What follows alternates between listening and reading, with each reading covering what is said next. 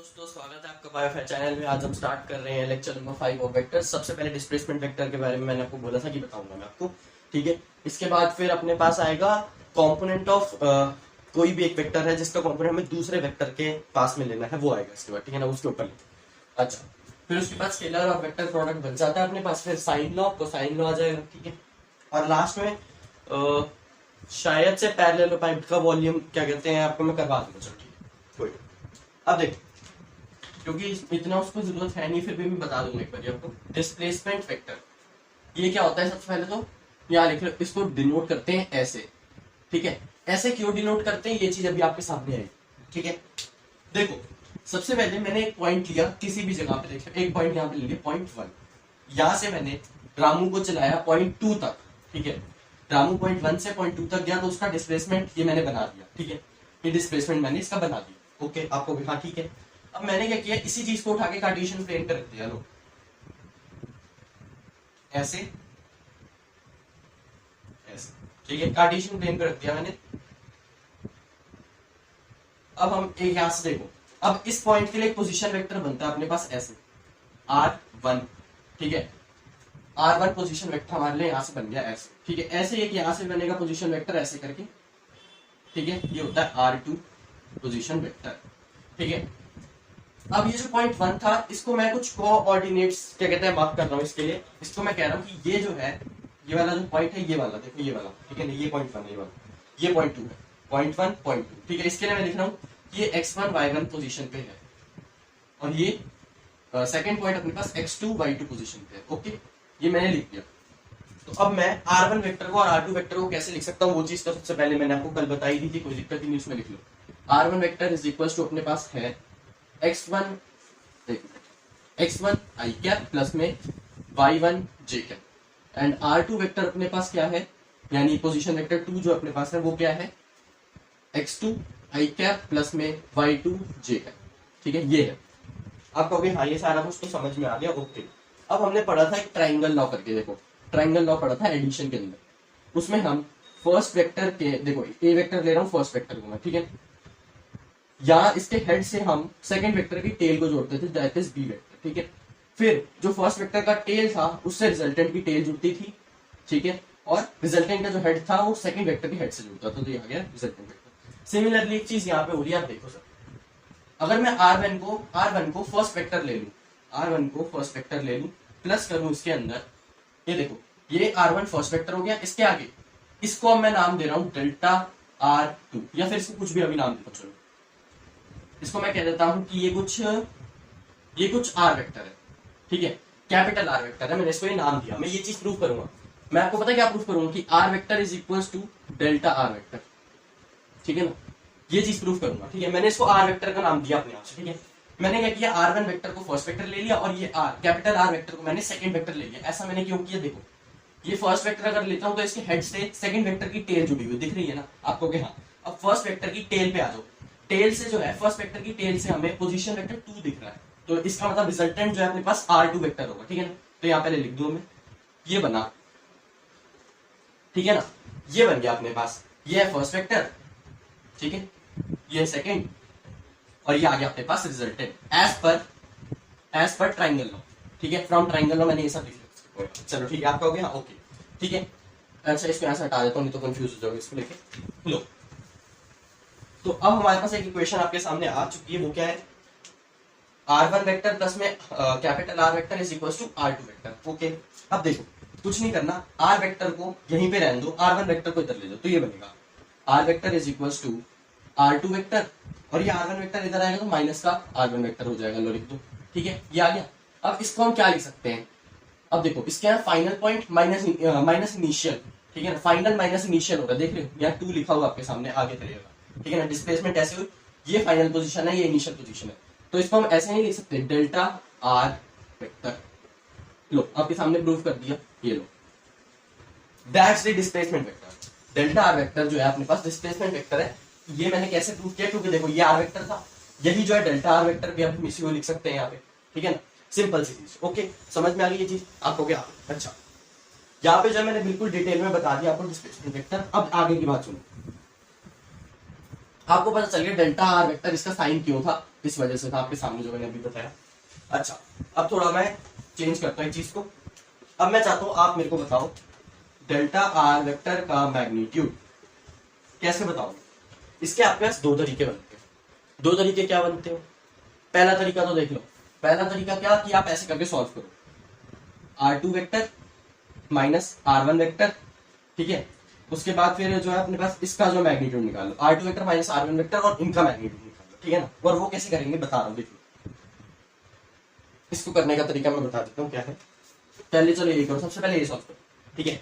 Delta R vector जो अपने पास आ रहा है ये R2 vector minus R1 vector equals to R2 vector अपने पास है x2 i कैप, लिख लो x2 i कैप, फिर प्लस में y2 j कैप, फिर लिखो माइनस, फिर ये देखो, ठीक है। अभी इसको मैंने ब्रैकेट्स में बंद किया हूँ, ठीक है ना, क्योंकि अभी सीधे से कर रहा हूँ। अब देखो माइनस, फिर ब्रैकेट्स के अंदर अपने पास क्या आ जाएगा R1 वेक्टर। R1 वेक्टर में क्या आता है x1 i कैप प्लस में y1 j कैप, ठीक है।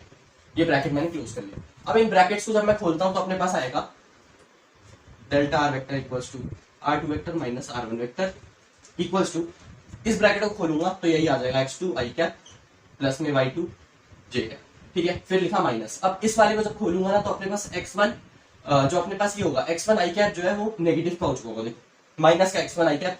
अब देखो यही माइनस आगे भी आएगा, ठीक है ना, प्लस के साथ भी इंटू होगा, क्योंकि अब देखो यहाँ पे क्या है, यहाँ पे ब्रैकेट लगाओ, ब्रैकेट को खोलोगे तो माइनस इससे भी इंटू होता है, माइनस इससे भी इंटू होगा, ठीक है।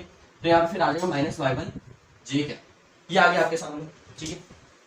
अब यहाँ से क्या करो, x1 वाले i कैप वाले एक साथ ले आओ और j कैप वाले एक साथ ले आओ, ठीक है ना। तो कैसे लाओगे वो देख लो, एक सेकंड रखो। हाँ, तो आप ऐसे लेके आओगे delta R vector equals to x2 i cap, लिखो आप कहोगे लिख लिया।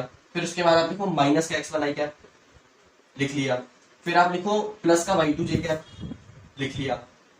फिर आप लिखो माइनस का y1 j कैप, ठीक है ना। कुछ नहीं किया मैंने, अभी सिर्फ रीअरेंजमेंट किया इधर उधर करके, ठीक है। चलो ये चीज इतनी आपको समझ में आई तो मैं आगे बताता हूँ, ठीक है, ये हटा रहा हूँ। अच्छा, अब आपको ये चीज समझ में आ गई, ठीक है। अब मैं क्या करता हूँ, यहाँ पे लिखता हूँ delta R vector equals to I cap को कॉमन ले सकता हूँ मैं, आप कहोगे हाँ ले सकता हूँ, लिख लो x2 माइनस x1 होल में आई कैप लगा लो, प्लस कर लो इसके आगे आप y2 माइनस y1 होल में j कैप, ठीक है। यहाँ पे आपने j कैप को कॉमन लिया इस जगह पे, इस जगह पे आई कैप को कॉमन लिया, यहाँ आई कैप कॉमन आ रहा है, यहाँ पे j कैप कॉमन आ रहा है, ठीक है। अच्छा हो गया। अब हमारे पास क्या है, ये आ गया अपने पास डिस्प्लेसमेंट वेक्टर, ये है अपने पास, ठीक है ना। अब मैं चाहता हूँ डेल्टा आर वेक्टर का मैग्नीट्यूड बताओ, ये कितना होगा।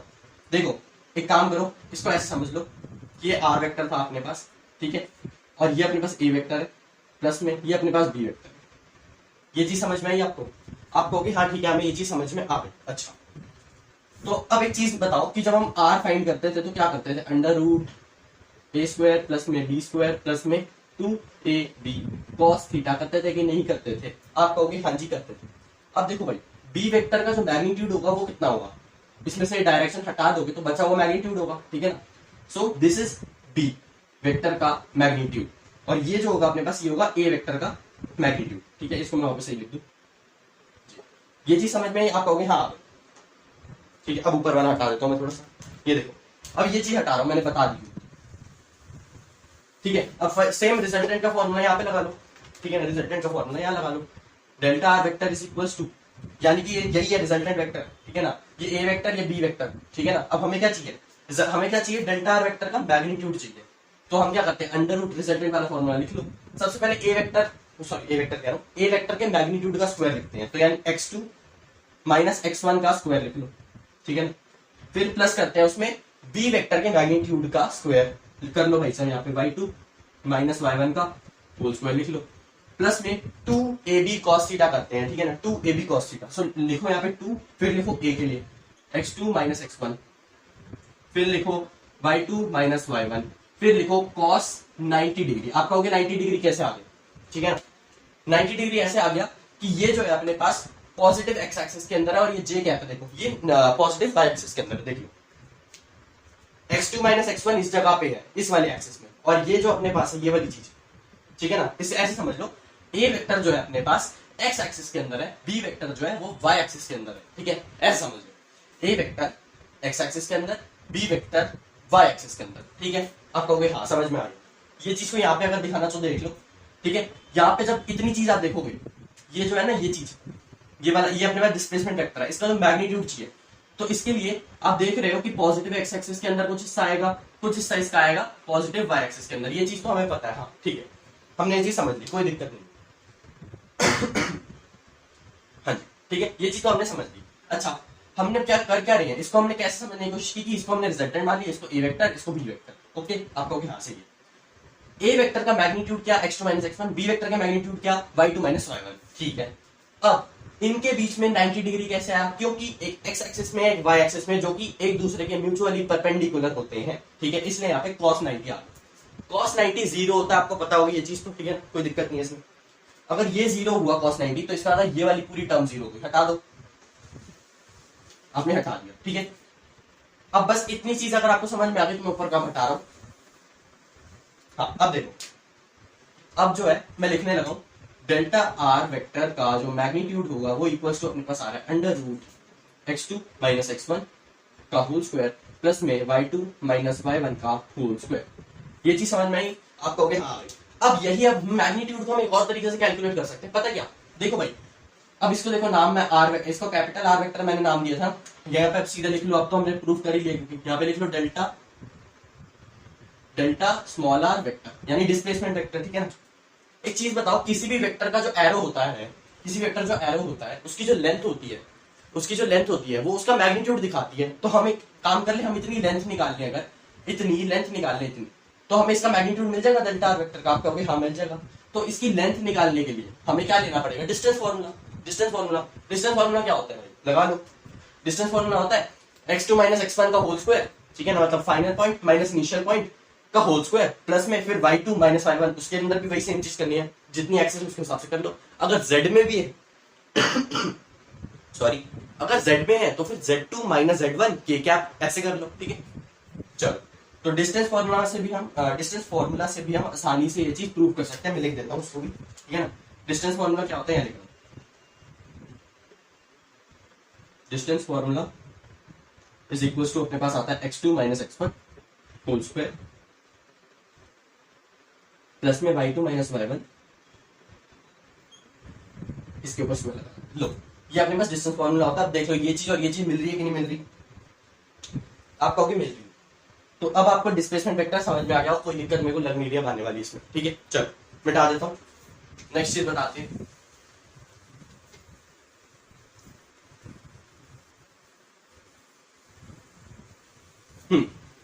नेक्स्ट चीज जो हमें देखनी है वो है अपने पास सॉरी मैं इसे इंक डालूं, हाँ तो देखो जरा इंक तो क्या कहते हैं, मेरे पास अभी रिफिल थोड़ी सी खत्म हो रखी थी, इसलिए फिर मैंने जो है हल्की जो हुई थी वो डाल ली, बाकी इसके बाद फिर नया वाला फिर मैं निकाल लूंगा। अब देखो, अब हम स्टार्ट करने लगते हैं, किसी एक वेक्टर का कंपोनेंट हमें लेना है। जैसे हम पहले क्या करते थे, देखो पहले हम क्या करते थे, ये हमने बना लिया अपने पास एक्स एक्सेस, थोड़ा सा यहाँ पर फिर से बात चालू होगी। ठीक है, अब देखो भाई, एक्स एक्सेस वाई एक्सेस बनाते थे, ये लिखा हमने ए वेक्टर। हम इस ए वेक्टर का जो कंपोनेंट लेते थे वो या तो एक्स एक्सिस पे लेते थे या वाई एक्सिस पे लेते थे। ठीक है ना, हमने ये किया था अभी तक। तो अब हम क्या करेंगे, हम एक छोटा सा डिफरेंस लेके आएंगे, कुछ नहीं करेंगे, हम ये एक्स वाई एक्सिस हटा देंगे, एक्स वाई एक्सिस हटा देंगे, और हम क्या करेंगे, इस ए वेक्टर को, या इसको एक काम करो बी बना लो, बी बना लो। ठीक है, कोई इसमें दिक्कत नहीं है, मैं इसलिए ऐसा कह रहा हूँ क्योंकि नीचे हम पहले ए ड्रॉ करते हैं फिर बी आता है ना, इसलिए ऐसा मैं करता हूँ। ठीक है ना, ये है ए वेक्टर, ठीक है ना, ए बी, ओके, इनके बीच में एंगल थीटा। अब मैं आपसे क्या कह रहा हूं कि इस बी वेक्टर का जो कंपोनेंट है आपको ए के साथ लेना है, मतलब ए के ऊपर लेना है। ठीक है ना, इसका कंपोनेंट ए वेक्टर के ऊपर लेना है, यानी कि component of vector B on vector B. समझ में आई चीज, ये है। जल्दी से ये एक बार बना लो तो मैं आगे बता दूं।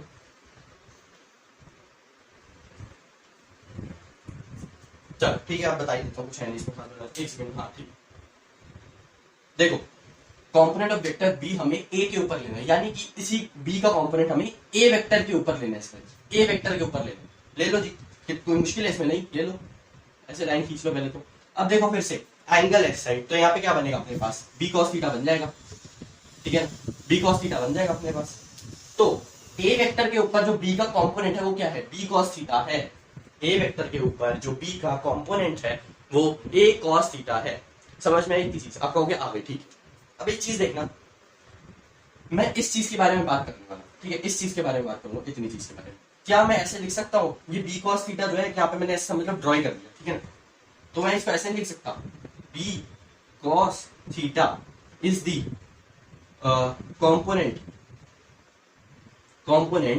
ऑफ वेक्टर बी, या फिर बी वेक्टर सीधा ऊपर लिख लो, इसको काट लो चाहे तो, ठीक है ना, off B vector, B cos theta is component B vector along यानी इन डायरेक्शन ऑफ अलोंग मतलब in direction of A vector, along A vector और in direction of A vector. समझ में ये चीज आपको क्या आगे, ठीक है, इसमें कुछ था ही नहीं क्योंकि बहुत आसान चीज थी, ठीक है। कंपोनेंट्स हमारे पास दो टाइप के आते हैं, एक होता है अपने पास स्केलर कंपोनेंट, एक होता है अपने पास वेक्टर कंपोनेंट, ठीक है ना। अच्छा, वेक्टर कंपोनेंट स्केलर कंपोनेंट करने से पहले हमें स्केलर प्रोडक्ट और क्या कहते हैं वेक्टर प्रोडक्ट देखना पड़ेगा, ठीक है।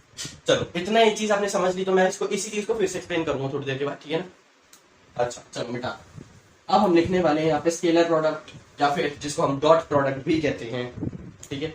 ये लो स्केलर और डॉट प्रोडक्ट, अच्छा दोनों ही मतलब है इसके अंदर, मैं बता देता हूँ क्या, ठीक है ना। और कहोगे इसका स्केलर कहां से उठ के आ गया, ठीक है, हम तो बड़ा वेक्टर से लेते हैं।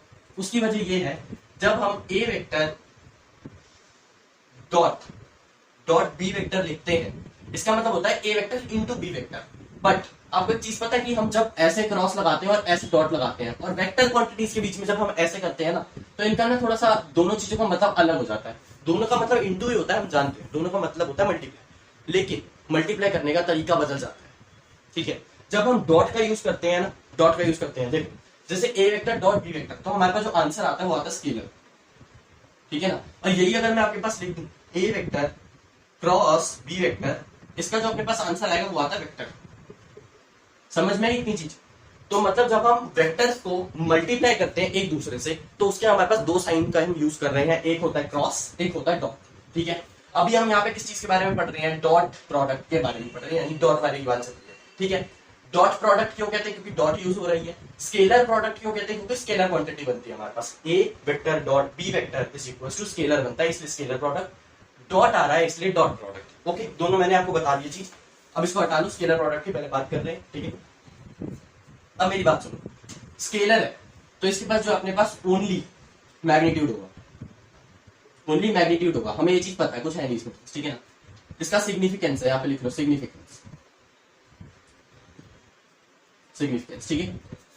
अब इधर सुनो, स्केलर है तो सिर्फ मैग्नीट्यूड होगा, ठीक है। आप कहोगे कि ए का मैग्नीट्यूड इंटू बी का मैग्नीट्यूड सीधा सीधा इंटू कर लो, हो गया अपना काम। यानी कि आप तो ये कर रहे होगे कि ए का मैग्नीट्यूड इंटू बी का मैग्नीट्यूड, आप कहोगे ये कर लो और इक्वल्स टू, सॉरी ये मैं क्या, अब यहाँ पे देखो, यहाँ पे क्रॉस, यहाँ पे देखो वेक्टर क्वांटिटी नहीं है, सिर्फ मैग्नीट्यूड की बात चल रही है यहाँ पे, इसलिए मैंने क्रॉस लगा दिया, इसका मतलब नॉर्मल मल्टीप्लाई है, इससे रिलेटेड कोई बात नहीं, ठीक है ना। एक काम करता हूँ, मैं क्रॉस प्रोडक्ट में जब लिखूंगा ना तो मैं ऐसे कर दूंगा, ठीक है ना। अपने तरफ से मैं बता रहा हूँ ये चीज, जब मैं क्रॉस प्रोडक्ट में लिखूंगा तो मैं क्रॉस को ऐसे बना दूंगा, ठीक है ना। अभी नॉर्मल जैसे लिखा तो इसके अंदर मैंने जो है ऐसे बनाया नॉर्मल, ठीक है। तो ए इंटू बी कर दिया आपने, तो ये अपने पास आ जाएगा स्केलर कह रहा हूँ, सॉरी, स्केलर प्रोडक्ट आ जाएगा, कुछ आंसर आ जाएगा सी, ठीक है ना। सी ये जो है अपने पास स्केलर, ठीक है ना, लेकिन इसका आंसर सी नहीं आएगा, गलत है, ठीक है। मतलब सिर्फ ए इंटू बी करने से हमारे पास इसका आंसर नहीं आएगा। आप कहोगे ऐसा क्यों, आप कहोगे ऐसा क्यों, मैं इसकी वजह बता रहा हूँ, देखना ढंग से सुनना। अभी पीछे कंपोनेंट्स वाली चीज बताई ना, अब काम आएगी। देखो जब आप एक ए वेक्टर को ऐसे लिखते हो और एक बी वेक्टर को ऐसे लिखते हो, ठीक है ना। अब एक चीज देखो कि हमें अगर इन दोनों चीजों का प्रोडक्ट करना है तो उसके अंदर इसके बीच का एंगल भी तो इंपॉर्टेंट हो गया, इसके बीच का एंगल भी तो इंपॉर्टेंट हो गया। हमने पता क्या किया, हमने ये कर दिया कि एक तो ए वेक्टर था, एक ये बी वेक्टर था, ठीक है। हमने क्या करा कि इन दोनों को सीधा सीधा ना इनके मैग्नीट्यूड को, ठीक है ना, इनके मैग्नीट्यूड को सीधा सीधा इंटू कर दिया। अब देखना है चीज, ए वेक्टर जो है वो सिर्फ एक्स एक्सिस के अंदर है, ओनली इन एक्स एक्सिस, ठीक है, only in x axis. But B vector जो है in both x and y axis, ठीक है ना। ये दोनों एक्सिस के अंदर आ रहा है, एक चीज देखो, ये दोनों एक्सिस के अंदर आ रहा है, और अब देखो ये दोनों एक्सिस के अंदर आ रहा है और यहाँ पे जो सिर्फ एक्स एक्सिस में है। तो एक चीज बताओ, वाई वाले का कहां जाएगा। अब आप कहोगे कि हम जो है एक्स वाली एक्सिस में जो इसका कंपोनेंट होगा ना, उसको हम एक्स वाले एक्सिस के कंपोनेंट से इंटू कर देंगे। मैं पूछ रहा हूँ वाई वाले एक्सिस का क्या हुआ, तो मैं आपको सीधे बता दूं, स्केलर प्रोडक्ट के अंदर आप उन चीजों का इंटू करोगे जब एक सिंगल एक्सिस के ऊपर आ जाए, ठीक है। सिंगल एक्सिस के ऊपर जो चीज बन रही होगी, या तो आप ए वेक्टर का बी वेक्टर पे क्या कहते हैं अपना कंपोनेंट ले लो, ठीक है। वो कैसे लेंगे, ए वेक्टर का इधर कंपोनेंट बन जाएगा बी वेक्टर के अलाउंग ए कॉस थीटा, क्योंकि देखो इस साइड एंगल, ठीक है। अगर यही आप चाहो तो ऐसा भी कर सकते हो, बी वेक्टर का ए वेक्टर के ऊपर या फिर ए वेक्टर के अलाउंग कंपोनेंट ले लो जिसको आप लिख दोगे बी कॉस थीटा, ठीक है। तो मैं क्या कर रहा हूं, बी वेक्टर का एक्स के ऊपर, मतलब सॉरी एक्स कह रहा हूं, ए वेक्टर के ऊपर जो है कंपोनेंट ले रहा हूं जिसको मैंने मेंशन कर दिया बी कॉस, ठीक है। बी कॉस थीटा मेंशन कर दिया, ओके। आप कहोगे अब देखो, अब हम चाहे तो प्रोडक्ट कर सकते हैं किसका, बी कॉस थीटा इंटू ए, हम ये चीज लिख सकते हैं, ठीक है। लेकिन यही अगर मैं इस जगह पे लिखा होता, इस जगह पे मैं लिखता बी साइन थीटा, ठीक है ना, इस जगह पे लिखता बी साइन थीटा। तो अब एक चीज बताओ, ये तो वाई एक्सिस में आ गया पूरा का पूरा, इसका एक्स एक्सिस से लेना ही नहीं देना नहीं कुछ, तो इसका फायदा क्या हुआ, ये मतलब कुछ भी हम कर रहे हैं इसका मतलब तो वो हो गया ना कि अगर हमने इसका वाई एक्सिस वाला कंपोनेंट उठा के ए से इंटू कर दिया तो हम कुछ भी कर रहे हैं, मतलब फालतू हरकतें कर रहे हैं, कोई फर्क नहीं पड़ रहा, ठीक है। तो लेकिन हमें क्या करना है, हमें लॉजिकल बात करनी है। लॉजिकल बात कैसे होगी, जब हम बी वेक्टर का या तो हम क्या कहते हैं कंपोनेंट ले लें ए वेक्टर के ऊपर और फिर दोनों को इंटू कर लें, दोनों के मैग्नीट्यूड को, ठीक है। या तो फिर हम ए वेक्टर का कंपोनेंट ले बी के ऊपर और हम उन दोनों को फिर मल्टीप्लाई करेंगे, ठीक है ना। अच्छा, इसके अलावा वाई एक्सिस की मतलब बात ही छोड़, ठीक है ना, वाई एक्सिस की तो बात ही छोड़ दो, कोई दिक्कत नहीं है। तो अब आप कहोगे कि ठीक है, हमने फिर ये ले लिया कि एक ए वेक्टर ऐसे था, इसके ऊपर एक बी कॉस थीटा हमने ले लिया, कंपोनेंट भी आ गया, ठीक है। अब बताओ अब क्या होगा, तो अब मैं बताता हूं, जो अपने पास सी आएगा दैट इज रिजल्ट होगा, रिजल्ट जो होगा वो अपने पास होगा ए बी कॉस थीटा, और ये जो पूरा का पूरा होगा स्केलर है, यानी ओनली मैग्नीट्यूड है, ओनली मैग्नीट्यूड। अब समझ में आया कि हम क्यों कॉस थीटा का यूज करते हैं स्केलर प्रोडक्ट के अंदर, ठीक है। क्योंकि हमें जो है इसके ऊपर चाहिए होती है, देखो जैसे ए वेक्टर है उसके ऊपर या तो बी वेक्टर का आप कंपोनेंट ले लो, या तो फिर आप ए वेक्टर का कंपोनेंट बी वेक्टर के ऊपर ले लो, तो आप कर सकते हो। अब देखो ये भी करके दिखा देता हूँ, इसका ए वेक्टर कंपोनेंट इस पे लोगे तो यहाँ पे आएगा ए कॉस थीटा। अब आप यहाँ पे करोगे A vector dot B vector equal to अपने पास आएगा ए बी कॉस थीटा। समझ में आई ये चीज, ठीक है ना।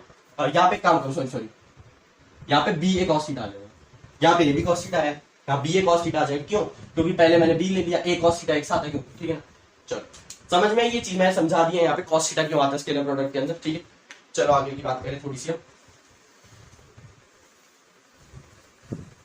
हाँ, अब हम यहाँ पे सीधा सीधा इसका मतलब क्या लिख सकते हैं, A vector dot B vector हम लिख सकते हैं, यहाँ पे लिख के दिखा रहा हूँ, A vector dot B vector is equal to A B cos theta, ठीक है।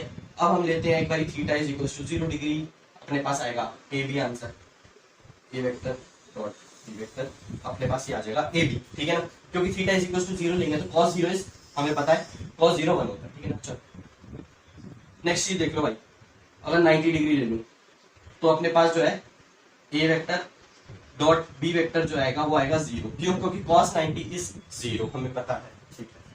अच्छा नेक्स्ट चीज देखो, अगर मैं 180 डिग्री ले लूं, 180 डिग्री ले लूं तो अपने पास जो है यहाँ एक minute, theta is equal to theta, हाँ, अब cos 180 इज -1, सो अपने पास A vector dot B vector आ जाएगा माइनस का ए बी, ठीक है। और ये कम, इसका मतलब कम है, देखो भाई स्केलर की बात चल रही है, यहाँ पे स्केलर बात चल रही है, माइनस मतलब कम हुआ, माइनस मतलब कम, माइनस मतलब कम। अच्छा वर्क हमने पढ़ा हुआ है फोर्स इंटू डिस्प्लेसमेंट, ठीक है ना, फोर्स इंटू डिस्प्लेसमेंट होता है।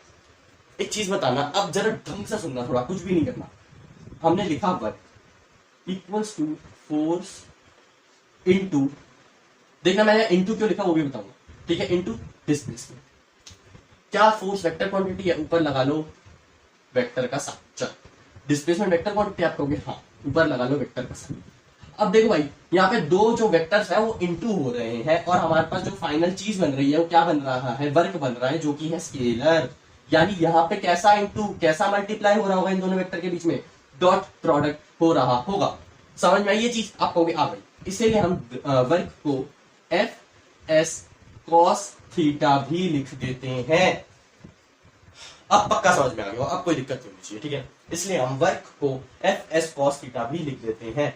अगर वर्क -5 जूल है, अगर वर्क 2 जो है अपने वर्क 1 -5 जूल, वर्क 2 जो है 0 जूल है, वर्क 3 जो है वो अपने पास 15 जूल है, तो बताओ क्या चीज बड़ी हुई, सबसे ज्यादा बड़ा देखो भाई ये वर्क होगा, फिर 0 तो है, देखो -5 जूल से बड़ा 0 जूल, 0 जूल से बड़ा 15 जूल। समझ में आई ये बात, आप कहोगे आ गई। स्केलर क्वांटिटी के अंदर मैंने ये चीज बता चुका हूँ, डायरेक्शन प्लस माइनस से डायरेक्शन जब बतानी थी, ठीक है, सेकंड की थर्ड लेक्चर के अंदर है, ठीक है। चल मिटा रहा हूँ इस चीज को, समझ लिया मेरे हिसाब से आपने ये चीज। अब यहाँ पे एक छोटी सी चीज और बात करनी है मेरे को, जो आगे मैं आपको काम में लूंगा कंपोनेंट्स के अंदर, scalar component and vector component, दो टाइप के होंगे, ठीक है, उसमें काम में लूंगा मैं वो चीज, यहाँ पे बता रहा हूँ। देख लो, अगर ए वेक्टर डॉट बी वेक्टर अपने पास ए बी कॉस थीटा है, तो हम कॉस थीटा को यहाँ से क्या लिख सकते हैं, A vector dot B vector upon में ए बी। समझ में ऐसे लिख सकते हैं, देखो ए बी को नीचे ले गया, ठीक है। इस चीज को बस थोड़ा याद रखना, लो ये मैंने लिख दिया यहाँ ऐसे, ठीक है, इस चीज को जरूर याद रखो, ठीक है। चलो जल्दी से नोट कर लो, मैं आगे का फिर बताऊं। हाँ जी, तो अब देखो भाई, हमने यहाँ पे दो प्रॉपर्टीज लिख दी हैं।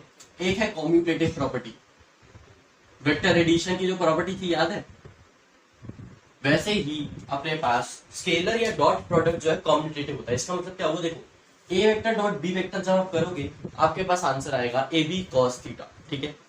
अगर आप करोगे B vector dot A vector तो आपके पास आंसर आएगा बी ए कॉस थीटा, ठीक है ना। पहले यहाँ पे आ रहा है ए बी कॉस थीटा, यहाँ आ रहा है बी ए कॉस थीटा, कुछ भी तो नहीं है, बस ए बी की तो फर्क है, वहां पे ए पहले ए उसमें पहले है इसमें बाद में, यही तो फर्क है, और क्या फर्क है, ठीक है ना। इसका मतलब ये कॉम्यूटेटिव है, मतलब कि A vector dot B vector equal होता है B vector dot A vector के। सेकंड प्रॉपर्टी अपने पास होती है डिस्ट्रीब्यूटिव प्रॉपर्टी, यानी कि अगर अपने पास लिखा हो बी वेक्टर प्लस में सी वेक्टर और हमें इससे जो है डॉट प्रोडक्ट करना है ए वेक्टर का, तो हम ऐसे कर सकते हैं A vector dot B vector plus में A vector dot C vector, ऐसे हम इसको लिख सकते हैं भाई, जल्दी से नोट करो, ठीक है। या फिर आप ऐसा भी कर सकते हो कि आपने बी वेक्टर प्लस में सी वेक्टर जो लिखा हुआ है इनका वेक्टर सम ले लिया और कुछ रिजल्टेंट आर आ गया, ठीक है ना, तो आप ऐसे कर लो, सीधा सीधा कर लो, तो अपने पास आ जाएगा ए आर कॉस थीटा, ठीक है, सिंपल, कोई दिक्कत ही नहीं है, ठीक है, कोई दिक्कत नहीं है, आराम से ऐसे हो सकता है, कोई यहाँ पे आपको दिक्कत नहीं आएगी, ठीक है। चलो छोड़ो, ठीक है। नेक्स्ट चीज जो मैं आपको बताने लगा था यहाँ पे, वो सुनो, प्रॉपर्टीज में चाहे आप लिखो या ना लिखो, ठीक है, हटाई देता हूँ इसको। नेक्स्ट चीज स्टार डालो, देखो if theta is greater than 90 degree, और फिर देखो if theta is smaller than 90 degree, ठीक है। यहाँ पे आप लिखो, यहाँ पे जो अपने पास होगा, एक मिनट लो, कैसे बताओ ये चीज, हाँ, यहाँ पे जो आपके पास आंसर आएगा, यानी स्केलर प्रोडक्ट का जो आंसर आएगा वो होगा, देखो थीटा अगर 90 डिग्री से ऊपर है, 90 डिग्री से ऊपर है तो नेगेटिव आंसर आएगा, ठीक है ना। कॉस थीटा, अगर कॉस 90 डिग्री से ऊपर आप एंगल को लेके जाओगे, कॉस 180 जैसे कि देख लो -1 होता है, ठीक है, तो नेगेटिव हो जाएगा आपका आंसर। और यही अगर आपका थीटा 90 डिग्री से कम है तो आपका आंसर बनेगा पॉजिटिव, ठीक है, ये बताना था। अच्छा नेक्स्ट चीज सुनो, हमने यूनिट वेक्टर्स पढ़ा था, अब यूनिट वेक्टर्स का ही यहाँ पे काम आ रहा है, ठीक है। क्या काम आएगा, देखो इसको हटा रहा, अब मैंने आपको बताया था यूनिट वेक्टर्स जो है वेक्टर क्वांटिटी होती है, वो सिर्फ डायरेक्शन नहीं होती, यानी कि अगर ए वेक्टर लिखा हो तो वो नहीं है एक ही डायरेक्शन, नो, वो यूनिट वेक्टर है of A which is showing direction, ठीक है, यानी कि वो आपको सिर्फ बता रहा है कि डायरेक्शन है, ठीक है ना। अच्छा, मतलब कि वो शो कर रहा है कि वो डायरेक्शन है, लेकिन वो है वो यूनिट वेक्टर है, ठीक है ना। हाँ, अब देखो जरा, मैं आपको बता रहा था कि अगर हमारे पास जैसे स्केलर प्रोडक्ट डॉट प्रोडक्ट के अंदर हम हैं, और अब हम बताने वाले हैं आपको कि एक तो पहली बार जो वेक्टर अपने पास यूनिट वेक्टर है वो एक वेक्टर क्वांटिटी है, ठीक है ना, मतलब एक वेक्टर है खुद में, उसके पास भी डायरेक्शन होती है, उसका पास मैग्नीट्यूड 1 होता है, लेकिन वो क्या है, एक वेक्टर ही है, वो डायरेक्शन नहीं है। आप अगर उसको कहो ए कैप लिखा हो तो आप कहोगे कि ये एक ही डायरेक्शन नहीं, वो है unit vector of A, unit vector of A है, ठीक है ना, यूनिट वेक्टर ऑफ ए। हमें वो बस क्या कर रहा है, हमें डायरेक्शन को वो शो कर रहा है, ठीक है, वो डायरेक्शन को शो कर रहा है, उसका मतलब कुछ और है, वो डायरेक्शन को शो कर रहा है लेकिन वो है वेक्टर, ठीक है, सॉरी मैं यहाँ पे मैंने खुद ही गलत बोल दिया, वो डायरेक्शन को शो कर रहा है, वो एक वेक्टर है, वो खुद में डायरेक्शन नहीं है, खुद में डायरेक्शन नहीं है, ठीक है। चलो देखो, ये चीज मैंने बहुत अच्छे से बता रखी है टाइप्स ऑफ वेक्टर्स के अंदर। अच्छा, इस चीज से एक और चीज याद आई मेरे को, जब भी हमारे पास दो वेक्टर के बीच में 90 डिग्री हो, ठीक है, टाइप्स ऑफ वेक्टर में एक रह गया था, मैं भूल गया था वो बताना, देख लो, ये 90 डिग्री देख लिया मैंने, ठीक है, ये ए वेक्टर ले लिया, इसको मैंने बी वेक्टर ले लिया। अब जब भी दो वेक्टर के बीच में 90 डिग्री हो तो इन दोनों वेक्टर्स को हम कह सकते हैं ऑर्थोगोनल वेक्टर्स, या फिर ऑर्थोगोनल का मतलब यही होता है कि 90 डिग्री होगा, ठीक है। चल अब दूसरा एक मिनट मार्कर ले लो, हाँ जी, अब देखो मैं क्या करूंगा, सबसे पहले मैं एक कार्टेशियन प्लेन बनाता हूँ पूरा, ठीक है, ये होगा अपने पास माइनस का के कैप ये आएगा प्लस का जे कैप, ये आएगा अपने पास प्लस का आई कैप, ठीक है। ये आएगा अपने पास, ये आएगा माइनस का जे कैप, ये आएगा माइनस प्लस का के कैप, ये आएगा अपने पास एक मिनट से प्लस का आई कैप, और ये आएगा माइनस का कैप, ठीक है। ये चीज मैं पहले बता चुका हूँ, सिर्फ यहाँ पे थोड़ा सा और कुछ बताने लगा इसलिए मैंने। अच्छा इतनी समझ गए ना, ये प्लस का जे कैप यानी पॉजिटिव वाई एक्सिस, माइनस का जे कैप यानी नेगेटिव वाई एक्सिस, माइनस का के कैप यानी कि नेगेटिव जेड एक्सिस, प्लस का के cap is positive Z axis, positive x axis, negative x axis, ठीक है। चलो अब नेक्स्ट चीज जो मैं आपको बताने लगा था वो ये है कि अगर मैं लिखूं ए वेक्टर डॉट बी वेक्टर, मेरे को ये फाइंड करना है, ठीक है। ए वेक्टर हमें दिया गया है, ए वेक्टर हमें दिया गया है एक्स ए आई कैप, ये दिया गया है। बी वेक्टर हमें दिया गया है एक्स बी जे कैप, नहीं जे नहीं, आप यहाँ पे आई लो, पहले मैं एक चीज समझा सकूँ, ठीक है ना। इससे पहले एक चीज प्रूव कर दी जाए। मैं आपको एक चीज कहा था कि एक चीज आपको मतलब कही थी मैंने कि वो क्या है, जब हम इसको ए वेक्टर कह रहे हैं और इसको बी वेक्टर कह रहे हैं, ठीक है ना, या फिर इसको चाहे ए कर लो, ठीक है। मैं पीछे में बताया तो इसमें ऐसे कर लो, ठीक है। ये ए वेक्टर है, ये बी वेक्टर है, इनके बीच में है एंगल। मैं चाहता हूँ A vector dot B vector आप मेरे को बताओ। मैंने आपको यहाँ बताया था कि हम डायरेक्टली इनके मैग्नीट्यूड को इंटू नहीं कर सकते, डायरेक्टली इनके मैग्नीट्यूड को इंटू नहीं कर सकते। ऐसा क्यों? क्योंकि हमें ए वेक्टर के ऊपर का एक क्या कहते हैं बी वेक्टर का एक कंपोनेंट चाहिए जो कि ए वेक्टर के अलोंग हो, या फिर ए वेक्टर का कंपोनेंट चाहिए जो कि बी वेक्टर के अलोंग हो या उसके ऊपर बनता हो, ठीक है ना। अब देखो, अब मैं अगर आपसे कहूं, ठीक है, यहाँ पे मतलब आंसर क्या था, ए बी कॉस थीटा, ठीक है ना, ये चीज पहले थी। यही अगर मैं आपसे कह दूं कि ए वेक्टर ऐसा बना हुआ है और ये बी वेक्टर, मतलब बीच में इनके एंगल जो है theta is equal to 0 degree है। अब आप चाहो तो फॉर्मूला यूज कर लो, फॉर्मूला यूज करो, पहले फॉर्मूला यूज करेंगे, A B cos 0 degree, cos 0 1 होता है, इसका आंसर आया ए बी। तो एक चीज अब यहाँ से मैं आपको बताना चाहता हूँ कि जब इसके ए वेक्टर के ऊपर ही बी वेक्टर आया, तो यहाँ पे अब देखो, यहाँ पे जब वाई एक्सिस का कोई काम ही नहीं है, एक्स एक्सिस में उसी के ऊपर ही है, तो हम डायरेक्टली ए वेक्टर का मैग्नीट्यूड इंटू बी वेक्टर का मैग्नीट्यूड लिख सकते हैं। देखो प्रूव कर दिया, लिख सकते हैं, ठीक है ना। बता रहा था ना, देखो यहाँ पे प्रूव हो गई वही चीज, समझ में आई, बस बढ़िया। चलो नेक्स्ट चीज सुनो, जहां पे हम थे वहां बता दूं, ठीक है ना। हो क्या रहा है में, अगर हमारे पास इस फॉर्मेट में दे दिया जाए, ठीक है, ए वेक्टर जो है वो अपने पास एक्स ए आई कैप है, बी वेक्टर जो है वो एक्स बी आई कैप, ठीक है ना। चलो ओके, समझ ली, ठीक है। हम अब चाहते हैं कि आप ये बताओ, तो इसका मतलब पता क्या होगा, जब आप ये लिखते हो, यहाँ लिख रहा हूँ, लिख लो, यहाँ लिखो x A I cap dot x B I cap, ये इसका मतलब है ना, ठीक है ना। अब एक चीज देखना, हमारे पास एक चीज आई थी कि हम कॉस थीटा लेते हैं इंटू में कॉस थीटा लेते हैं, ठीक है। लेकिन यहाँ पे जो डायरेक्टली मैं वेक्टर्स को सीधा यहाँ पे खोल के आपको करके दिखा रहा हूँ, मैं यहाँ पे ये वाला फॉर्मूला यूज नहीं कर रहा, ए बी कॉस थीटा नहीं यूज कर रहा हूँ, ठीक है। यहाँ पे मैं आपको बता रहा हूँ कि ये जो कॉस थीटा है ना, यहाँ पे अपने आप हट जाएगा, देखना क्यों हटेगा, उसकी वजह भी अभी आपको बताऊंगा, दिक्कत। यहाँ x A into x B आप लिख लोगे पहले तो, फिर आपके पास जाएगा आई कैप डॉट आई कैप, ठीक है ना। एक चीज देखो, ये खुद में भी वेक्टर्स है, हमें पता है ना, ये यूनिट वेक्टर, ये भी यूनिट वेक्टर, ठीक है। तो ये भी एक वेक्टर, ये भी एक वेक्टर, दोनों का डॉट प्रोडक्ट करेंगे, अपने पास आएगा आई कैप का मैग्नीट्यूड इनटू नॉर्मल मल्टीप्लायर, ठीक है ना, आई कैप का मैग्नीट्यूड इनटू कॉस थीटा। अब देखो भाई, आई कैप पॉजिटिव आई कैप इसी डायरेक्शन में है, फिर से एक और पॉजिटिव आई कैप इसी डायरेक्शन में होगा, तो उन दोनों के बीच में एक एंगल कैसा बनेगा, एक आई कैप जो ऐसे है, दूसरा आई कैप भी ऐसे ही होगा, हमें पता है, तो उनके बीच में एंगल बनेगा 0 डिग्री, कॉस 0 अपने पास होता है 1, ठीक है। और आई कैप का मैग्नीट्यूड क्या होता है, 1 होता है, तो ये अपने पास आएगा एक्स ए एक्स बी 1 इंटू 1 इंटू 1, यानी कि 1 इंटू 1 इंटू 1, ये तो अपने पास आंसर क्या आ जाएगा, एक्स ए एक्स बी आ जाएगा। आप कहोगे हाँ जी आ गया, ये आंसर आ गया, कोई दिक्कत नहीं, अच्छा चलो ये आंसर आ गया, समझ गए। आप कहोगे ठीक है, ये तो इसमें तो कुछ था ही नहीं, ठीक है ना, इसमें कुछ था ही नहीं, दोनों सेम डायरेक्शन में। अब हम चाहें तो ऐसे भी तो कर सकते हैं। देखो ये जो है अपने पास ए वेक्टर है, ठीक है ना, ए वेक्टर है, इसका मैग्नीट्यूड है अपने पास एक्स बी, ठीक है।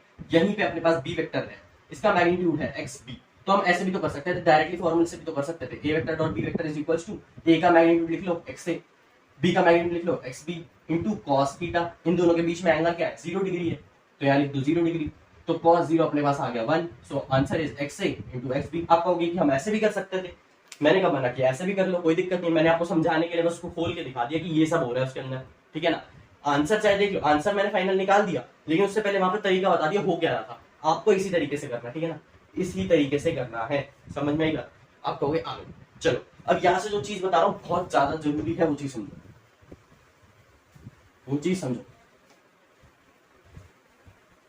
हमारे पास है दो वेक्टर्स, ठीक है। अब अपने पास दो वेक्टर्स है, क्या है, ए वेक्टर और बी वेक्टर। ए वेक्टर को ऐसे हमने लिखा हुआ ए एक्स आई कैप प्लस में बी एक्स जे कैप प्लस में सॉरी एक यहाँ पे गलती करती है, ए वाई जे कैप प्लस में ए वाई ए जेड के, ठीक है। ऐसे ही अपने पास बी वेक्टर है बी एक्स आई कैप प्लस में बी वाई जे कैप प्लस में बी जेड के कैप, ठीक है। ये अपने आप कहोगे हाँ ये है, ठीक है, इसमें गलती क्या है, कोई दिक्कत नहीं है।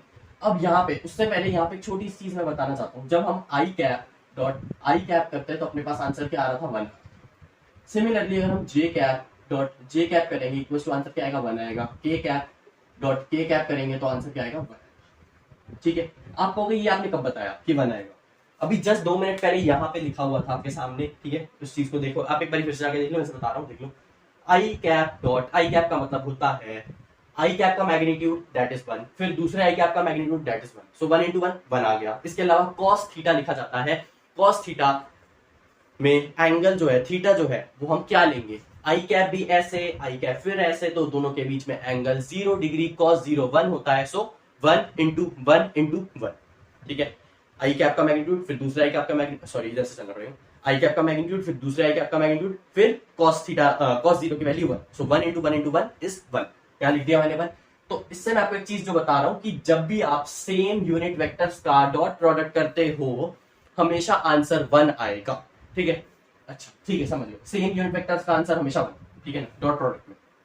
अच्छा यही अगर मैं कह दूं आई कैप डॉट जे कैप, अब क्या हो जाएगा, अब आ जाएगा 1 into 1, इन दोनों का मैग्नीट्यूड लिख लिया, इनटू कॉस 90 डिग्री आ जाएगा। ऐसा मैं क्यों कह रहा हूं भाई साहब, देख लो, ये होगा पॉजिटिव एक्स एक्सिस, मतलब कि पॉजिटिव आई कैप, ठीक है। ये होगा पॉजिटिव जे कैप ऊपर की तरफ में, दोनों के बीच में एंगल कैसा खुद देख लो, 90 डिग्री है, आप कहोगे हाँ, cos 90 0 होता है, so I cap dot J cap is equal to 0, ठीक है। तो यहां से मैं एक चीज और बता सकता हूं कि जब भी आप डिफरेंट यूनिट वेक्टर्स का अगर आप डॉट प्रोडक्ट करो तो आंसर 0 आएगा, नॉट ऑलवेज, ठीक है। अगर आपने कर दिया आई कैप डॉट माइनस का आई कैप अगर माइनस का आई कैप अगर है तो cos 180 आएगा आंसर, cos 180 आएगा, यानी कि माइनस, तो वहां पे आंसर आ जाएगा -1 आ जाएगा, ठीक है ना। यानी कि अगर आपके पास आ गया आई कैप डॉट माइनस का आई कैप, ठीक है, तो यहाँ पे अपने पास आ जाएगा -1 आंसर में, ठीक है ना, क्योंकि मैग्नीट्यूड तो 1 ही रहेगा, cos 180 -1 हो जाता है, इससे माइनस। समझ में आई ये चीज, चलो समझ, कोई दिक्कत नहीं। अब यहाँ आ जाओ, इसी चीज से जो है यहाँ पे अब आपका काम बनेगा, क्या बनेगा देखो, हमें फाइंड करना है A vector dot B vector. सबसे पहले तो क्या करो, इसको सीधा सीधा लिख लो, ए एक्स आई कैप प्लस में बी एक्स सॉरी ए एक्स आई कैप प्लस में ए वाई जे कैप प्लस में ए जेड के कैप, लिख लिया, डॉट लिख लो, फिर लिख लो बी एक्स आई कैप प्लस में बी वाई जे कैप प्लस में बी जेड के कैप, ये लिख लिया आपने। आप कहोगे हाँ जी लिख लिया, कोई दिक्कत नहीं। हाँ, अब क्या करोगे, सीधा सीधा इंटू करो, पहले ए एक्स आई कैप को पकड़ो, उसको बी एक्स आई कैप से करो, फिर बी वाई जे कैप से करो, फिर बी जेड के कैप से करो, ठीक है। मैंने आपसे कहा ठीक है करो, ए एक्स आई कैप इंटू बी एक्स आई कैप, ए एक्स आई कैप इंटू बी एक्स आई कैप कर लो, ए एक्स बी एक्स लिख लो सबसे पहले तो, ठीक है ना, फिर उसके आई कैप डॉट आई कैप लिख लो, ये आएगा, ठीक है ना। अब ये हमें पता है क्या है, 1 है, ठीक है, तो 1 है तो हटा ही देता हूँ, बता देता हूँ।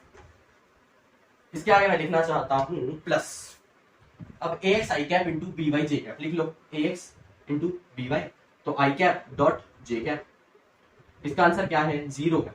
अगर ये 0 तो पूरा ही 0 हो जाएगा, हमें पता चल चुकी है चीज, तो हम यहाँ पे क्या लिख लेंगे, फिर से 0 लिख लेंगे। तो अब एक चीज चलो इसके बाद ये बताता हूँ, ए एक्स आई कैप इंटू बी जेड के कैप जब आप करोगे तो यहाँ पे आई कैप है, यहाँ पे के कैप है, दोनों के बीच में 90 डिग्री एंगल होता है, तो यहाँ पे और 0 आ जाएगा, बिकॉज cos 90 इज 0, हमें ये चीज पता है, ठीक है। अब यहाँ से चीज देख लो, यहाँ से चीज पकड़ लो कि जिसका यूनिट वेक्टर मतलब मिल रहा हो ना उनको इंटू कर दो, जिसका यूनिट वेक्टर मिल रहा हो उनको इंटू कर दो। तो मैं कर नहीं सकता, कर लेता हूँ। मैंने कहा ax का और bx का यूनिट वेक्टर मिल रहा है तो मैंने इंटू करके लिख दिया, प्लस कर लिया, ठीक है। फिर मैं कह रहा हूँ ay का और by का यूनिट वेक्टर दोनों का सेम है, जे गैप है दोनों का, तो मैं लिख लूंगा ay by। सिमिलरली प्लस करूंगा मैं az का और bz का यूनिट वेक्टर सेम है, मैं लिख लूंगा az bz, ठीक है ना। और एक और चीज, ये दोनों डिफरेंट नहीं है, आई कैप और माइनस आई कैप, ये दोनों डिफरेंट नहीं है, फर्क इतना सा है कि उसकी डायरेक्शन अलग है, दोनों एक्स एक्सेस के लिए ही यूज होते हैं, ठीक है ना, एक्स एक्सेस के लिए ही यूज होते हैं। ओके चलो ठीक है, समझ गए। अच्छा यही अब मैंने देखो ये आपको इसमें मैंने आंसर बता दिया जब ये था, यही अगर अपने पास यहाँ बी जेड के कैप की वाली जगह पे माइनस होता, अब क्या करोगे? अब तो फंस गए, अब क्या करोगे? ठीक है, अब क्या करोगे? अब ये करोगे, देख लो यहाँ पे प्लस मैं बना दूं, यहाँ पे पहले माइनस कर दूं इसको भी। हाँ अब हमारे पास क्या हो रहा है, लास्ट में दिक्कत आई, ठीक है, और कहीं दिक्कत नहीं है, लास्ट में दिक्कत ए जेड का के कैप है, बी जेड का भी के कैप है, बस ये डिफरेंस ये है कि ये जो है के कैप और ये वाले के कैप के अंदर, दोनों के अंदर 180 डिग्री का फर्क है। मतलब क्या हुआ इसका कि माइनस का के कैप ऐसा होगा और पॉजिटिव के कैप ऐसा होगा, और दोनों के बीच में 180 का डिफरेंस है, ये हुआ इसका। आप कहोगे हाँ यही हुआ, सही कोई दिक्कत नहीं, ठीक है, आप कहोगे हाँ ठीक है, प्लस लिखेंगे हम ए जेड बी जेड, ठीक है। फिर हम यहाँ पे करेंगे के कैप इंटू माइनस का के कैप, और आई कैप इंटू डॉट माइनस का आई कैप हमारे पास -1 आया था। सिमिलरली के कैप डॉट माइनस का के कैप अपने पास -1 आएगा। तो हमने लिख लिया यहाँ पे -1, तो हम यहाँ पे ऐसे लिख सकते हैं ए एक्स बी एक्स प्लस में ए वाई बी वाई माइनस का ए जेड बी जेड। लो जल्दी से नोट करो।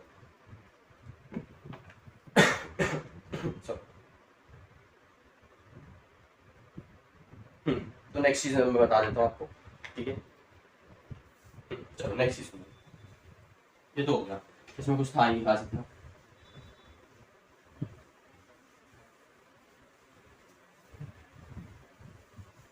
अच्छा कॉम्यूटेटिव हो गया, डिस्ट्रीब्यूटिव हो गया, अब आपके पास बच गया अपने पास स्केलर प्रोडक्ट के अंदर कुछ खास तो नहीं बच रहा, ठीक है। कॉस थीटा आपको मैंने बता ही दिया है कि क्या होगा। अच्छा हाँ अब मैं चीज पूछना चाहता हूँ आपसे, मैं कह रहा हूँ कि मेरे को जो है दो वेक्टर्स उन दोनों के बीच में एंगल है 0 डिग्री, ठीक है, और दोनों का मैग्नीट्यूड है सेम, ठीक है, दोनों का मैग्नीट्यूड है सेम, इनका स्केलर प्रोडक्ट क्या होगा? दोनों का मैग्नीट्यूड सेम, दोनों के बीच में 0 डिग्री है, स्केलर प्रोडक्ट क्या आएगा? तो मैं बता दूं, या तो आप उसको ए स्क्वायर कह सकते हो या फिर आप उसको बी स्क्वायर कह सकते हो, ठीक है ना, ठीक है, कुछ था नहीं इसमें। अगर ये एक ए वेक्टर है और यहाँ एक देखो, एक ये ए वेक्टर ऐसे है, एक ये बी वेक्टर ऐसे है, दोनों का मैग्नीट्यूड सेम है, ठीक है ना, दोनों का मैग्नीट्यूड सेम है और उनके बीच में एंगल 0 डिग्री ऐसे दोनों ऐसे, ठीक है। ये ए वेक्टर ये बी वेक्टर, ए वेक्टर बी वेक्टर, दोनों का मैग्नीट्यूड सेम, दोनों का एंगल जो है दोनों के बीच में वो 0 डिग्री है। तो आप जब लिखोगे A vector dot B vector is equal to आएगा A B cos theta, cos 0 अपने पास होता है 1, ठीक है, theta is equal to 0 degree, so answer आएगा कॉस थीटा का 1। तो अब देखो ए और बी जो है इन एक दूसरे के इक्वल, चाहे तो इसको ए स्क्वायर लिख लो या फिर इसको बी स्क्वायर लिख लो, समझ में आ गई बात? चल जल्दी से नोट करो, आगे बताओ।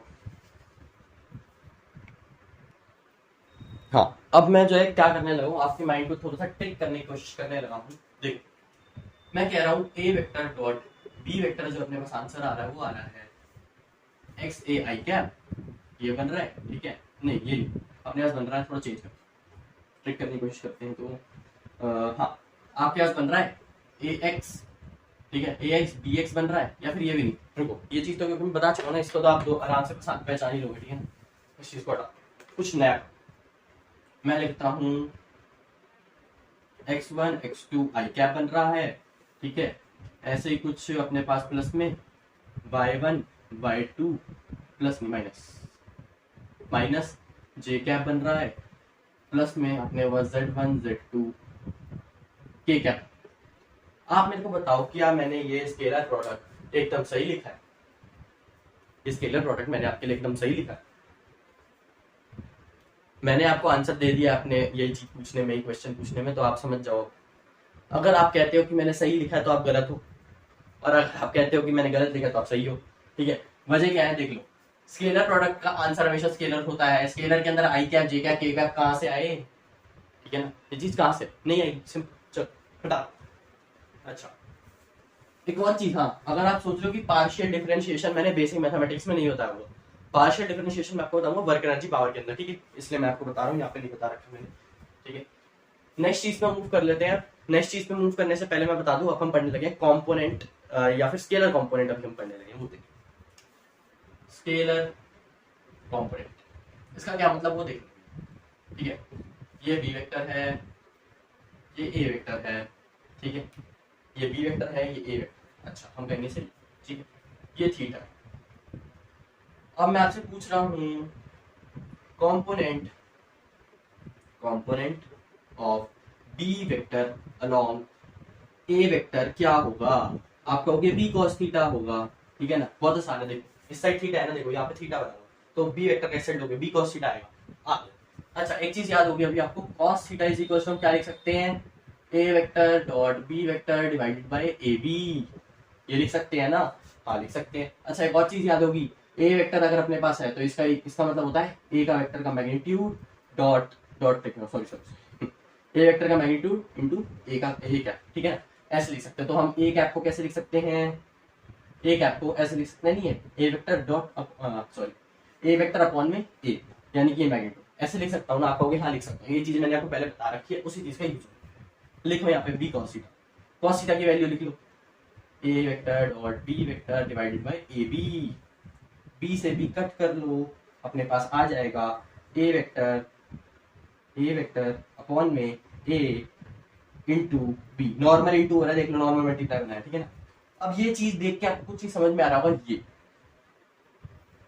समझ में आ गया ना? तो इसको मैं क्या लिख सकता हूँ, इसको मैं ऐसे लिख सकता हूँ, बी ए कैप, ये समझ में आया? अगर तो आया तो बहुत अच्छी बात है। अब एक और चीज देखो, यहाँ बीच में डॉट है, लिख लो यहाँ पे, ठीक है। अब आप अगर ये कहने वाले हो कि ए कैप पहले आना था बी बाद में आना था, तो फिर ये देखो इसके लिए मैं आपका कुछ नहीं कर सकता, क्योंकि मैं पीछे बता चुका हूँ कॉम्यूटेटिव होता है, चाहे आप बी डॉट ए कैप लिख लो या फिर ए कैप डॉट बी लिख लो, ठीक है ना, कोई उससे फर्क नहीं पड़ता, कॉम्यूटेटिव, ठीक है। चलो आपके सामने आ चुका है आंसर। आप सोच रहे होंगे कि ये बी डॉट ए कैप कैसे, ये बी कॉस थीटा थोड़ा है, ये कॉम्पोनेंट कैसे हुआ, ठीक है, लेकिन मैं आपको बता दूं ये बी डॉट ए कैप जो है ये अपने पास कॉम्पोनेंट ही है of B vector along A vector. कैसे? उसकी वजह से इसको हम स्केलर कंपोनेंट कहते हैं। स्केलर कंपोनेंट का क्या मतलब, क्योंकि यहाँ पे डॉट बन रही है बीच में, यहाँ बीच में डॉट बन रही है, यानी कि इसका जो फुल्ली आंसर जो निकलेगा वो अपने पास आएगा स्केलर, ठीक है।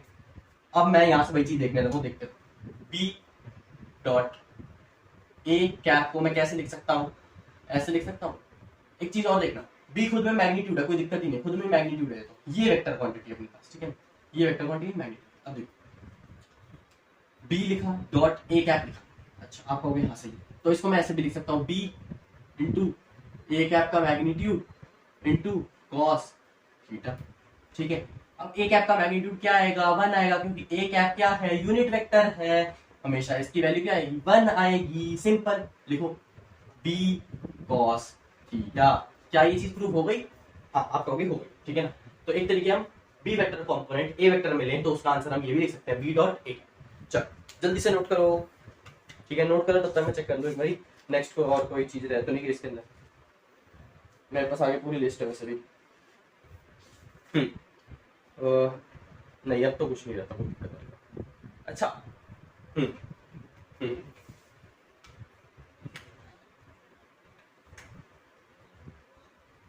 ओ एक सेकंड रुको, यहाँ पे चीज रुको, पहले सुनो मेरी बात। एक गलती है यहाँ पे कि अपने पास जो है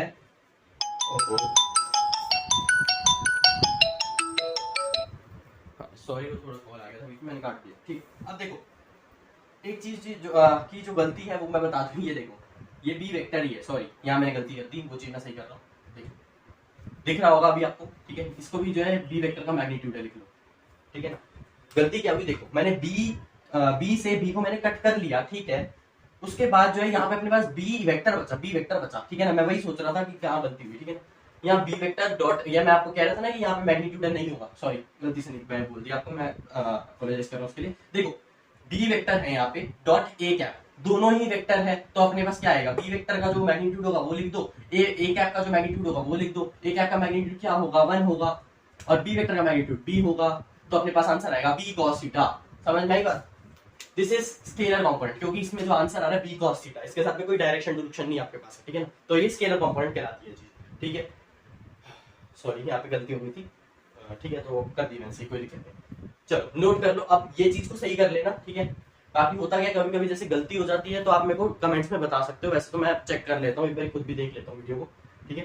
तो कभी कभी जैसे अगर मेरे से रह जाती है कोई गलती तो मेरे को जरूर आप बताना कमेंट्स के अंदर, ठीक है। बाकी मैं देख लेता हूँ एक बार, कोई दिक्कत नहीं आती। चलो स्केलर कंपोनेंट यहाँ पे होता है खत्म, ठीक है। अब छोटी सी एक चीज मैं आपसे पूछना चाहता हूँ कि स्केलर कंपोनेंट क्या आया था, स्केलर कंपोनेंट क्या आया था, अपने पास आया था बी वेक्टर डॉट ए। आप कहोगे जी हाँ यही आया था अपने पास स्केलर कंपोनेंट, अच्छा ठीक है। वेक्टर कंपोनेंट ढूंढे, वेक्टर कंपोनेंट, वेक्टर कंपोनेंट का मतलब होता है कि इसमें जो कंपोनेंट आप निकाला, मतलब कि ये जो है यहाँ पे देखो ये स्केलर है, स्केलर कैसे, इसका आंसर आएगा बी कॉस थीटा, ठीक है ना, इसका आंसर आएगा B cos theta. Vector component क्या हो जाएगा इस चीज को, अब देखना यहीं से यही सारी चीजें यहीं से प्रूव होंगी, कोई दिक्कत नहीं आने वाली। देखो अगर तो स्केलर कंपोनेंट समझ में आएगा ठीक है, नहीं तो एक बार फिर से जाके देख लो, ठीक है, वहां पे मैंने गलती हुई थी वो मैंने पहले ही आपको फिर कर दी सही, ठीक है ना। चलो देख लो स्केलर कंपोनेंट जो B vector dot A cap होता है, जिसको आंसर मैं बी कॉस थीटा लिख सकता हूँ, ठीक है ओके। वेक्टर कंपोनेंट क्या होगा, वेक्टर कंपोनेंट के पास मैग्नीट्यूड भी होगा प्लस में डायरेक्शन भी होगी, ठीक है ना। अब देखो ये मैंने लिखा बी वेक्टर, इसको मैंने लिखा ए वेक्टर, बीच में है थीटा। तो अब मैं लिखना क्या चाहता हूँ, बी वेक्टर का मैग्नीट्यूड सॉरी बी वेक्टर का component in along A vector, B vector का कंपोनेंट अलोंग ए वेक्टर, और मैं चाहता हूँ कि आप मेरे को जो कंपोनेंट निकाल रहे हो वेक्टर कंपोनेंट, वो वेक्टर कंपोनेंट क्या हो, वेक्टर कंपोनेंट, ठीक है। मैं क्या कर सकता हूँ, लो मैग्नीट्यूड, या तो मैं मैग्नीट्यूड क्या आएगा बी कॉस थीटा, इसको यहाँ पे जब आप निकालोगे बी कॉस थीटा मैग्नीट्यूड आएगा। अब हमें क्या चाहिए यहाँ पे ना, डायरेक्शन नाम की एक चीज चाहिए, देखो ये दोनों चीजें होनी चाहिए, मैग्नीट्यूड तो है और अब हमें चाहिए डायरेक्शन। डायरेक्शन कैसे दिखाएंगे, B vector along A vector, along A vector, along A vector, उठा लो ए वेक्टर में से डायरेक्शन निकाल लो, मतलब यूनिट वेक्टर निकाल लो, ए कैप लो। अब आप ये चीज समझ गए, तो मैं ऐसे लिख सकता हूँ, ठीक है, दिस इज वेक्टर कंपोनेंट और दिस इज स्केलर कंपोनेंट, ठीक है। एक और तरीका वेक्टर कंपोनेंट को लिखने का, कुछ भी नहीं, बी कॉस थीटा वाली जगह पे लगा दो लोग, B vector dot A cap, और यहाँ लिख लो ए कैप, ठीक है। ये आपके पास क्या आ गया, वेक्टर कंपोनेंट आ गया, ये scalar component, scalar component, vector component, vector component, कुछ फर्क नहीं लगा, बस ए कैप एक्स्ट्रा जुड़ गया क्योंकि ए की डायरेक्शन में था। यही अगर आप चाहो तो आप ए वेक्टर कंपोनेंट बी वेक्टर में निकाल सकते हो, ए वेक्टर कंपोनेंट बी वेक्टर के अलोंग निकाल सकते हो, कैसे, कुछ नहीं करो, लो ये कर लो, ठीक है। अब मैं लिख देता हूँ component of A vector along B vector, यह आएगा अपने पास ए कॉस थीटा, या फिर इसी को मैं लिख सकता हूं ए वेक्टर डॉट बी कैप। कुछ फर्क किया मैंने, देख लो कुछ नहीं फर्क, फर्क सिर्फ इतना सा है, यहाँ पे मैंने जो है बी वेक्टर को अलोंग ए वेक्टर निकाला था, इसलिए मैंने यहाँ पे B vector dot A cap किया था। यहाँ पे क्या हो रहा है, ए वेक्टर को मैं बी वेक्टर के अलोंग लिख रहा हूँ, इसलिए यहाँ पे A vector dot B cap आ रहा है। अच्छा ठीक है, वेक्टर कंपोनेंट बोले तो ये स्केलर, ये स्केलर कंपोनेंट है, ठीक है, एस डॉट सी मैंने इसलिए लिख दिया वहां पे, ठीक है। यही अगर वेक्टर कंपोनेंट चाहिए तो ये लिख दो ए कॉस थीटा बी क्या, इस बार हमें डायरेक्शन बी वाले की चाहिए, देखो ए का कंपोनेंट बी के अलाउ निकालना है तो डायरेक्शन बी की आएगी ना, तो बी का मैं यहाँ पे डायरेक्शन ठीक यूनिट वेक्टर लिख दिया जो कि डायरेक्शन दिखा, या मैं और क्या लिख सकता हूँ यहाँ पे A vector dot B cap into B cap, ठीक है।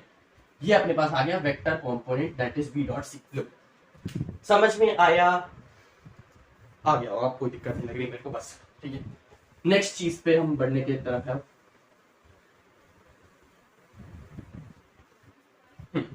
नेक्स्ट चीज मैं आपको बताना चाहूँ तो अब हाँ, अब नेक्स्ट चीज ये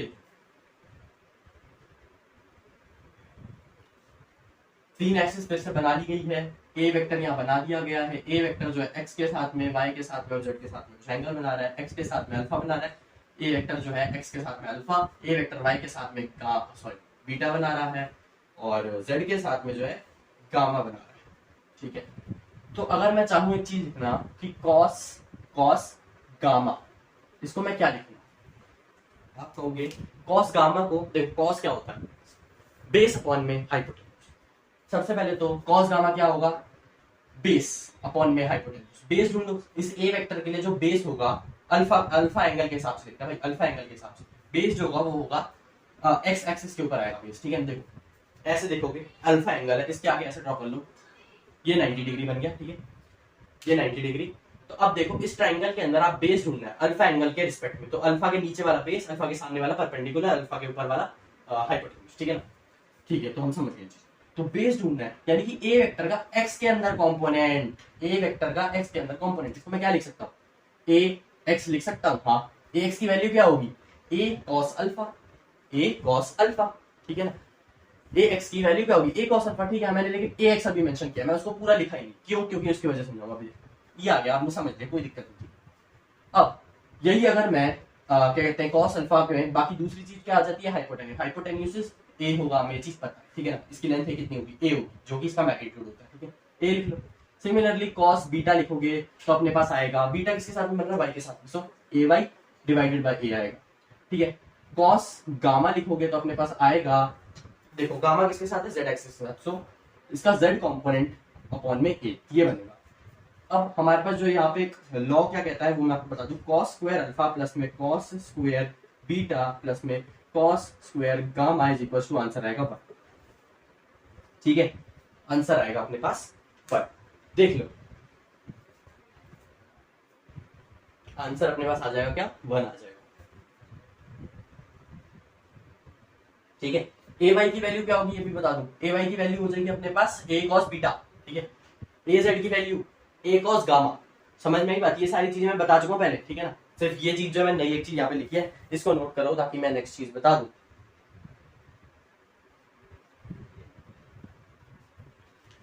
हाँ देखो भाई,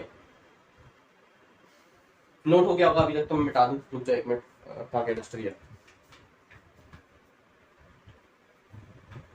चलो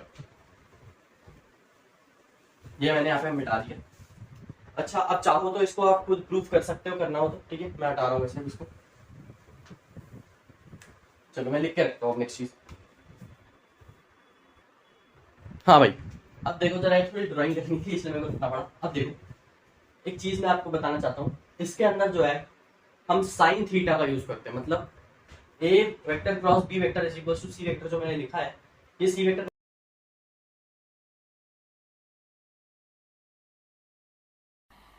मजा नहीं आ रहा है।